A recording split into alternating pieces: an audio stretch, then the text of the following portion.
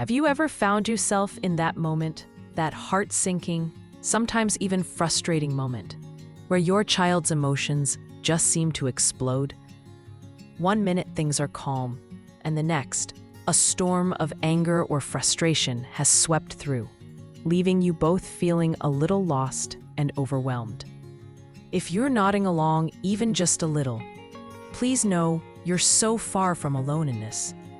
It's a path so many of us walk as parents, trying to understand these incredible little beings we're raising, especially when their feelings get so big, so fast.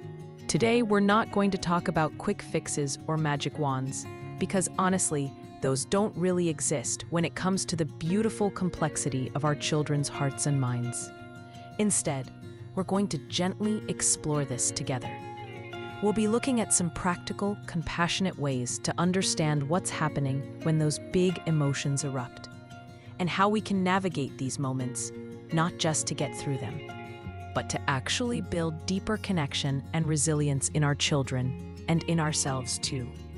Think of this as a quiet chat, a chance to breathe and reflect on how we can support our kids as they learn to manage these powerful feelings.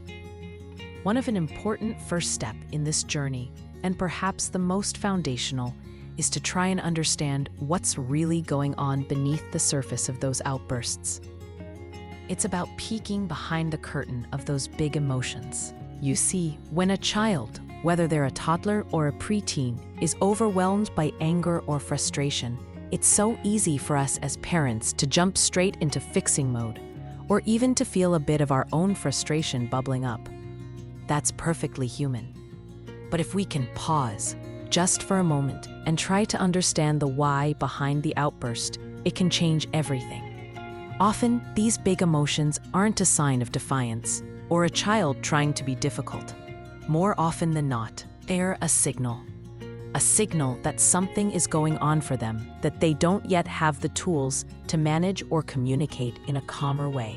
Think about it, their brains are still under construction, especially the part responsible for emotional regulation and impulse control, the prefrontal cortex. It's like they have this amazing, powerful engine of emotions, but the braking system and steering are still being fine-tuned. So when a big feeling like anger or frustration hits them, it can feel enormous, all-consuming. They might not have the words to say, "Mom, Dad, I'm feeling really overwhelmed right now because this puzzle is too hard," or "I'm so disappointed that my playdate got canceled." Instead, that feeling might come out as a yell, a stomp, or even throwing that puzzle piece across the room. So, what can we do to start peeking behind that curtain? One of the most powerful things is to become a gentle observer, a sort of loving detective in our child's world. You might start to notice patterns. Does the frustration often appear when they're tired or hungry? Or perhaps when they're facing a new challenge or transitioning from one activity to another? Sometimes it's about unmet needs, not just physical needs like food and sleep, but also emotional needs for connection, autonomy, or understanding. For instance, I remember a friend telling me about her son who would have these huge meltdowns every afternoon. After a while, she realized it wasn't just bad behavior. He was completely overstimulated and exhausted from his busy day at preschool. By simply adjusting their afternoon routine to include some quiet downtime, those meltdowns significantly reduced. It wasn't about discipline, it was about understanding his capacity and his needs in that moment. Another thing we can do is try to put ourselves in their little shoes. Imagine being small in a big world, where so many things are decided for you, where your understanding of how things work is still developing. Frustration is a natural response to feeling powerless or misunderstood. When we approach these moments with curiosity rather than judgment, asking ourselves, what might my child be experiencing right now? It opens up a space for compassion. This doesn't mean we condone all behaviors, of course not.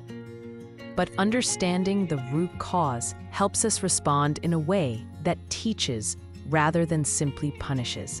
and that builds connection rather than distance.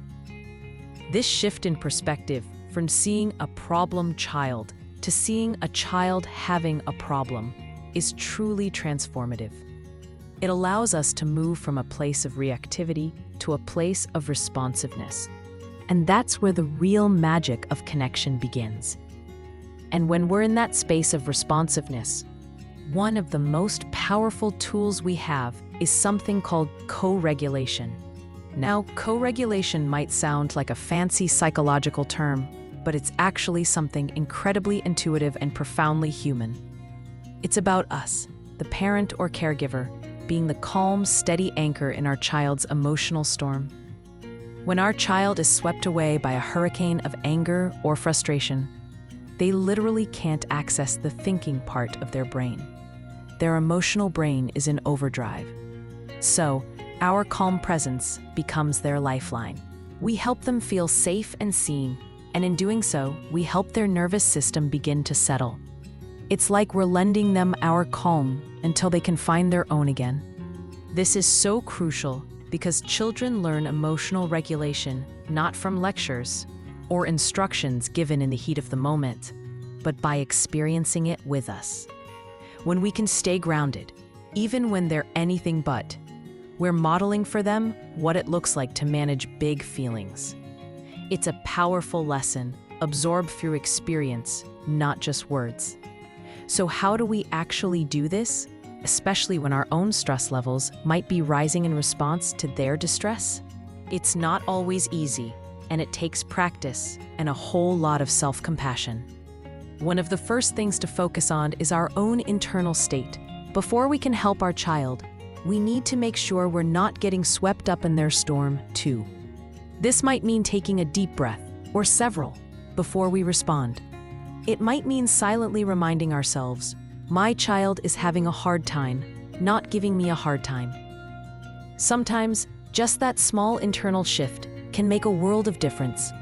Then, our outward response can follow. This could be using a soft, soothing tone of voice, even if their voice is loud. It could be getting down to their eye level, showing them we're present and attentive. Our body language speaks volumes too. An open posture, gentle movements can communicate safety and acceptance.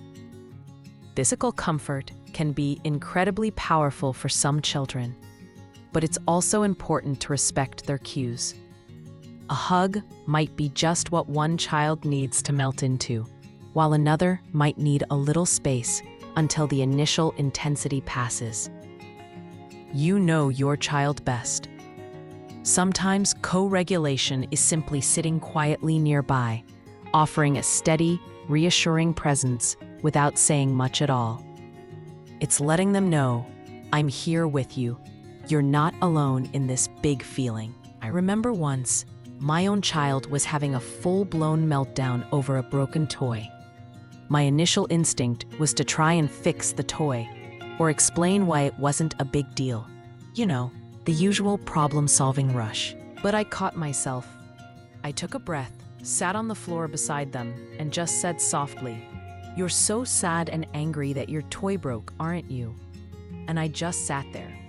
After a few minutes of intense sobbing, they leaned into me, and the storm started to pass. I didn't fix the toy in that moment, but I helped them navigate the feeling, and that was far more important. Co-regulation isn't about instantly stopping the tears or the anger.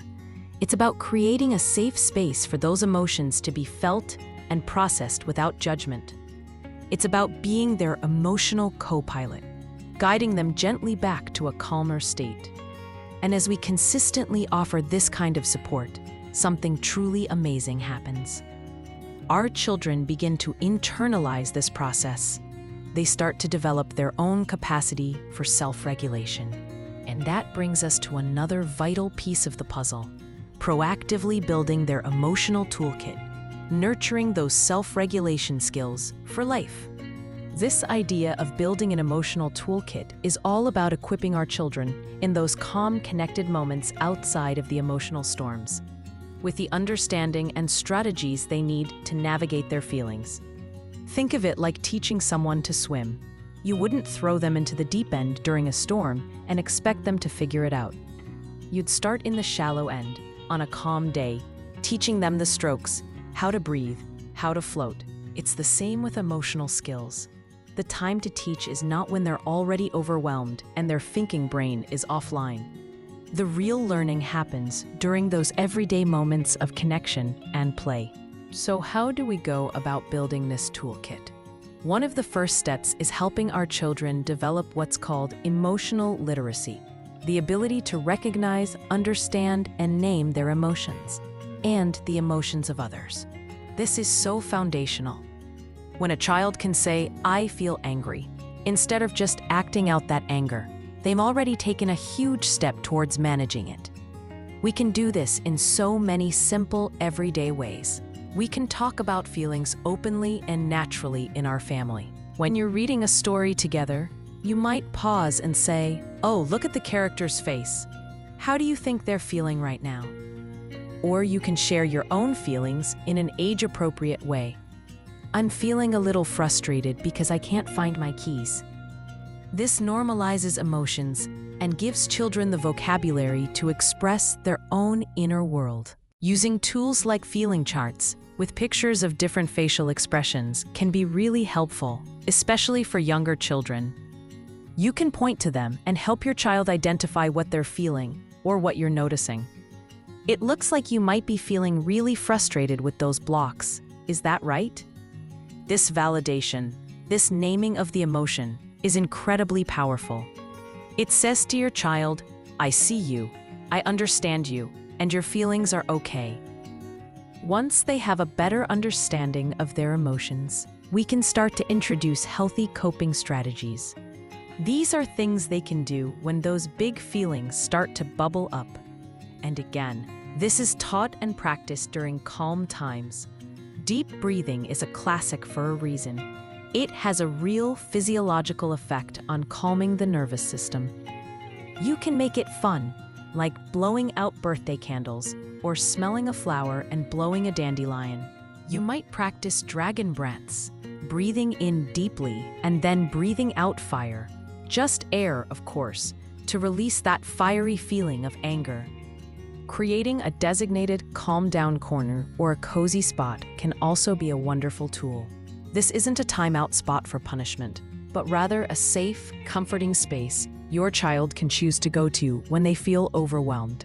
You can fill it with things they find soothing: a soft blanket, a favorite stuffed animal, some squishy toys, a book about feelings, or even some calming glitter jars.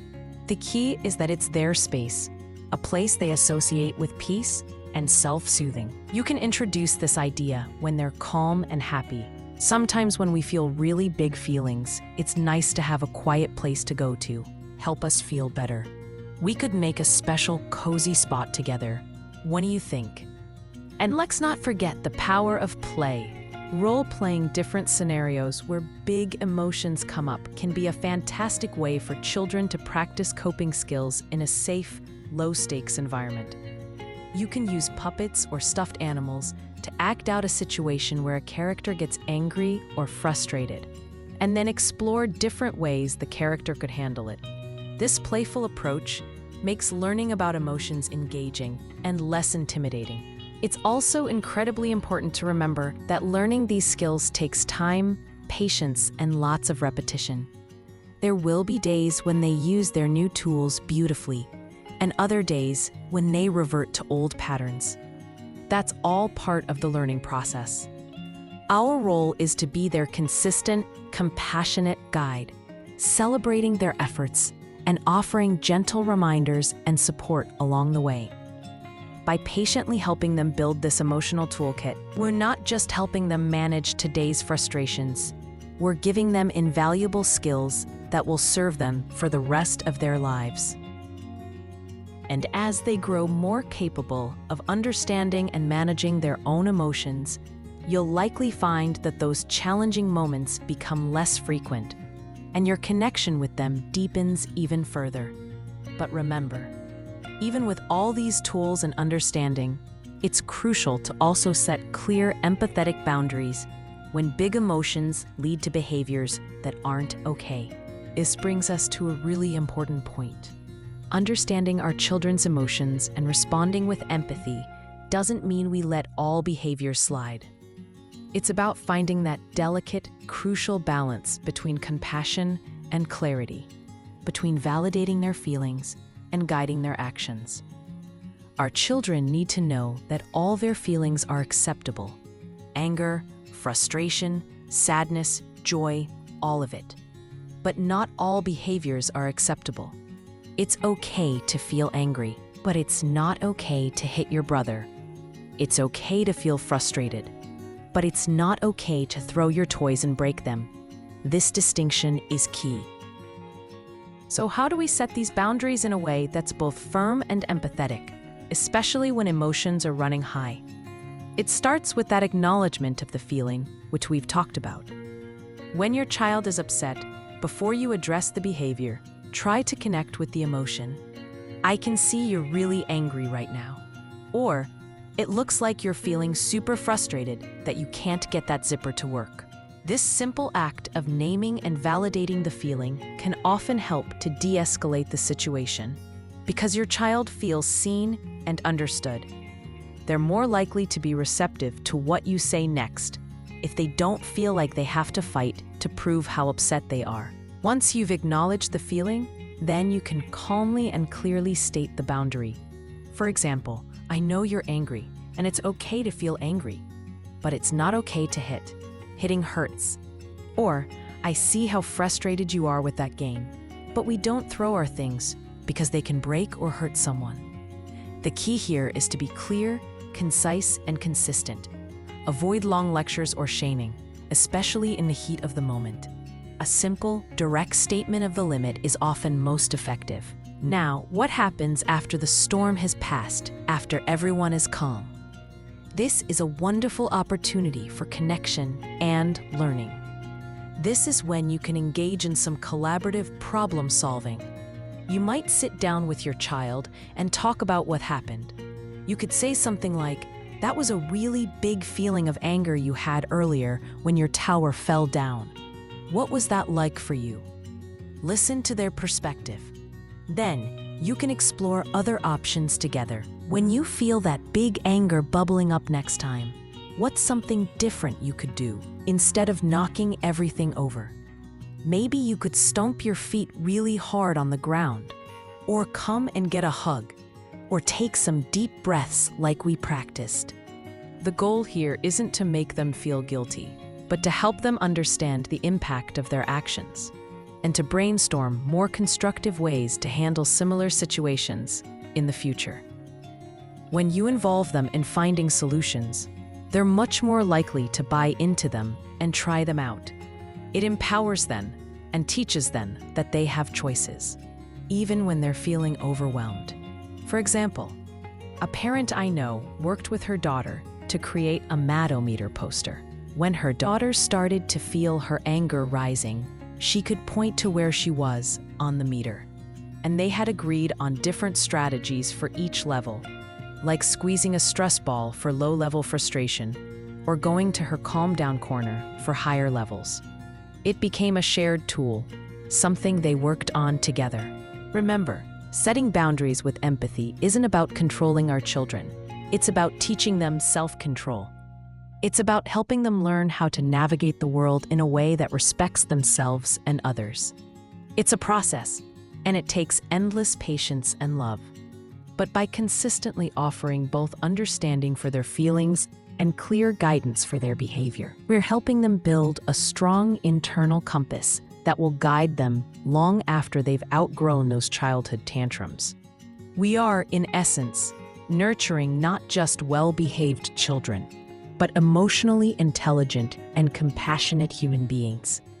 Navigating these moments, these emotional tides with our children, it really is a journey, isn't it? It's a path filled with incredible highs, deep connections, and yes, some truly challenging stretches where we might question if we're getting any of it right. If you're here, watching this, it means you're already on that path with an open heart, seeking understanding and connection, and that, in itself, is such a beautiful testament to your love for your child. There will be days when you feel like you've got this, when you calmly navigate a potential meltdown with grace.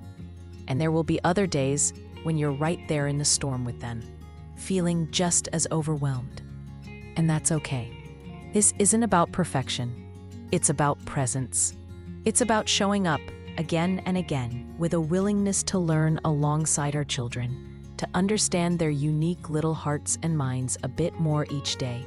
It's about choosing compassion for them and for ourselves, even when it's hard. Remember, every time you respond with empathy, every time you help your child name an emotion, every time you offer your calm presence in their chaos, you're not just managing a difficult moment. You're building something profound and lasting. You're strengthening the invisible threads of connection that bind your family together. You're nurturing their emotional well-being and their resilience in ways that will ripple out into their entire lives. This journey of raising emotionally healthy children is one of the most important and sometimes most demanding roles we'll ever have. But it's also one filled with immense joy and the deepest kind of love. Trust in your ability to be the parent your child needs. Trust in their innate capacity to learn and grow. And trust that even on the hardest days, the love you share is a powerful guiding force. You're doing better than you think. You're making a difference. One compassionate response, one understanding conversation, one shared breath at a time. If this conversation resonated with you, if you found a little comfort or a new idea to carry with you, we'd be so grateful if you'd give this video a like. And if you know someone else who might find this supportive, please feel free to share it with them. We're all in this together, learning and growing as a community. And if you haven't already, we'd love for you to subscribe to Family Connection Hub. We're passionate about creating a space where parents can find gentle guidance, heartfelt support, and practical insights for building stronger, more connected families. It's an invitation to join us on this ongoing journey of learning and connection. Thank you so much for spending this time with us today. Be kind to yourself, and remember the incredible impact you're making just by being you. Until next time.